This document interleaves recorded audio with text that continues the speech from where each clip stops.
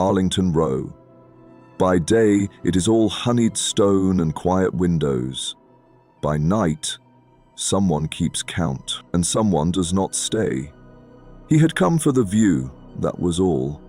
A painter, lately out of money and into weather, travelling with a case of worn brushes and a canvas pinned under his coat to keep it dry. He arrived in the blue hour, when lamps bloom in windows and the river darkens to a thinking colour. Arlington Row sat above the water meadows like a long memory, gables shouldering together, doorways set deep, lintels old as habit. He stood with his case at his feet and counted them, as artists do. 1, 2, 3, 11. A woman crossed the lane, plain-coked, shawl drawn tight, carrying a small parcel.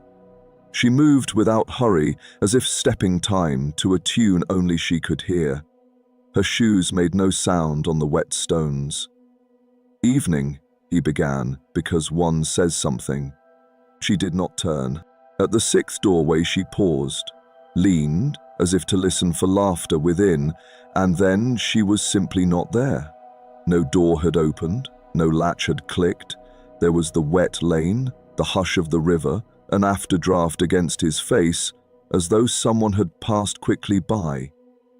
The painter stared at the stone reveal of the door, at the old hinge that had not moved, at the spider's web strung like a harpstring across the jamb, unbroken.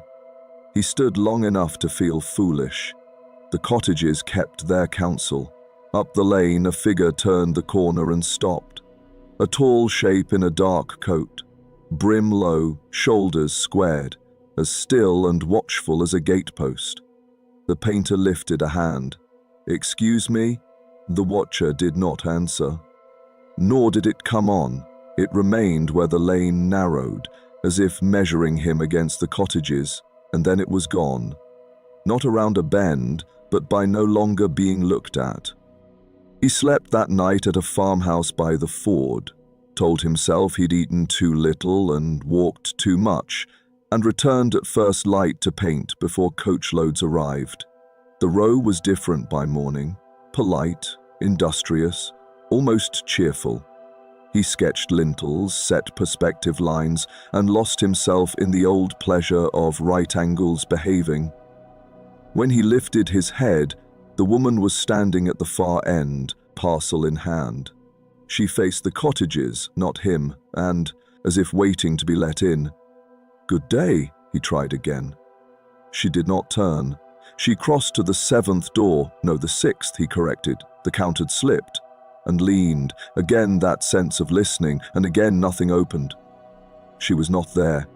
This time he ran the few yards and touched the stone. Cold. The spiderweb hung intact. On the sill lay 3 pale threads, fine as from a shawl's fringe. He took them, feeling foolish for it, and set them in his paint box like stolen hair. The 3rd sighting was near dusk. Tourists had come and gone. A cat had installed itself in the warm of his coat, and he worked around it like a penitent. Across the lane, the watchman stood again, same place, same stillness. A sentinel, he thought suddenly, and did not know why the word felt given rather than chosen. "Can I help you?" he called, a little nettled. The sentinel did not reply. The painter resumed his strokes. The breeze ran up the lane, and with it came a faint counting, as if someone recited under their breath. 1, 2, 3. It might have been the water, it might have been nothing. The painter's brush paused when the count reached 6. The cat raised its head. A door did not open, but between door and door the air went thin, and the woman was simply in front of the 6th lintel, as if she had always been there. She laid her hand against the stone like greeting an old friend through a window, and bowed her head. "Madame?" he ventured. She turned her face toward him for the first time. Not young, not old. The look a person wears when the day's work is done and the house is quiet. Her mouth moved and made no sound. Then she pressed the parcel to the door, and the door took it. not by opening, but as water takes a thrown pebble. The small package went in without seam or ripple, and she followed, as simple as someone stepping through remembered light. He did not drop his brush. He did not shout. He set the cat down, stood, and walked to the sixth door, and laid his palm where hers had been. The stone was warmer than the evening air. He counted the row, as if numbers could form a spell. 2, 3. The count arrived at 11, and still the sixth stood between 5 and 7, obstinate as truth. He went looking for an answer, which is how one finds the people who already know. The farm wife by the ford said that in her grandmother's time the cottage at 6 had been bricked up a year and a day, quarrelled tithes, something about a debt. The mason had done neat work. The line of the row would brook no gap. "And the family?" he asked.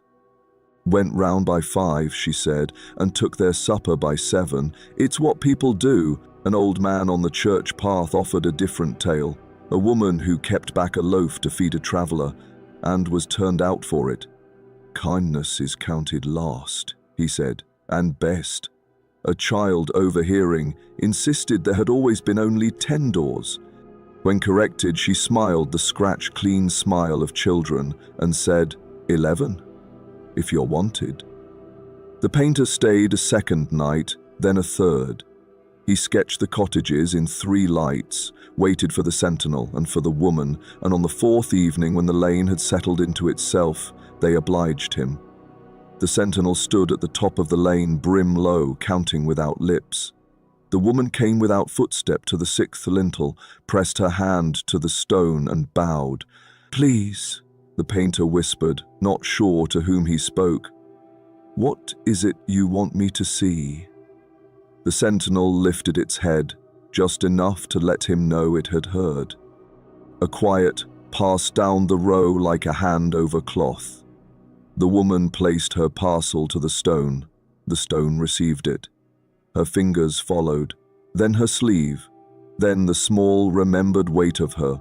She looked once toward the painter, not for help, but as one neighbor might to another at the end of a day, and was gone. He could not paint it. That is not what painting is for. He did, however, leave something on the sill before he went.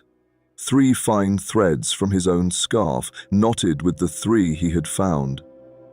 When he looked back from the bend in the lane, the sentinel was gone, and the 6th door sat between 5 and 7, as it always had. Years later, when he returned, older and better fed, he counted the cottages without thinking, and arrived, as before, at 11. A parcel lay on the 6th sill, wrapped in paper faded by many winters. He did not touch it. He counted softly to 6 and walked on. Arlington Row keeps its number and keeps its kindness.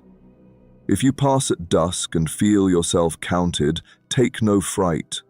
Some doors open by hinges, others by memory, and memory never squeaks.